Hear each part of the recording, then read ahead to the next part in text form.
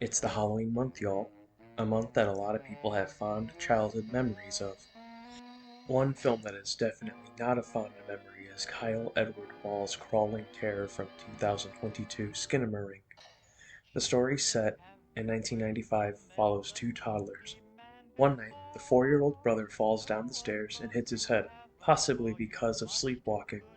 A night or so later, the older sister wakes up and discovers their dad isn't home, and the windows and front door are missing. To say any more is to spoil the experience, so if you haven't seen it yet and want to avoid spoilers, then leave now. But before you go, I want to say, I think if you really enjoy horror movies, then you should give yourself 2 hours, more like 80 minutes, to confront this one. I haven't seen anything so experimental in a long time. Fair warning, it kind of ignores a traditional narrative to create a dreadful vibe adventure. And as Open Mike Eagle once said, some songs are more for the headphones. I feel that's the same with this one. The best way to view this work is alone with headphones on in the dark. If you want an anxiety-filled stumble through a child's nightmare, please peep Skinamarink. So for those of you who either have already seen the flick or don't care about spoilers and want to hear some thoughts on it, then welcome, because I have a few things I'd like to say about this film. This one doesn't give you shit. I don't want to say the Dark Souls of horror movies, but in terms of giving narrative, it feels very similar. Even paying very close attention doesn't feel like enough to get the whole picture. But I also feel that's kind of the point, because this film is from the perspective of a child, so there's only so much we can know.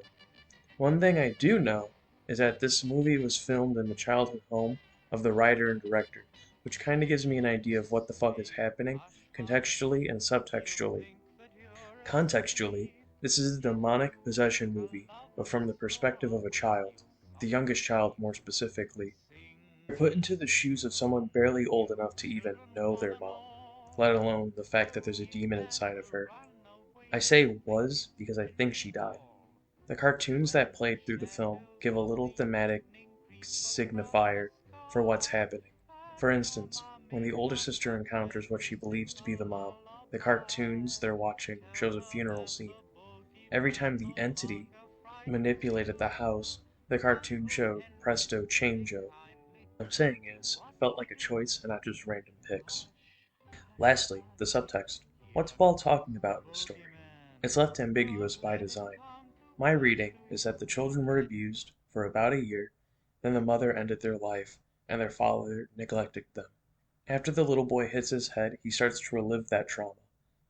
Let me ask you, listening to this, if you remember what it was like to be afraid as a child, how helpless you felt, how you made monsters out of the shadows. Were you ever afraid of the dark? Afraid of being alone? I could certainly be wrong, but deep down I feel Skinamarink is exploring what it feels like to suffer from abuse, then being abandoned, to deal with it yourself. Do you turn to your siblings? Or do you turn on the TV to watch something happy, to escape into media? If you're still here, I'd like to thank you. If you're still here, I'd like to know what are some of your comfort shows and or movies. What's something you turn on when you feel like your world is ending? Mine are King of the Hill and Who Framed Roger Rabbit. Anyways, keep the nightlight on tonight, and I'll talk to you all tomorrow.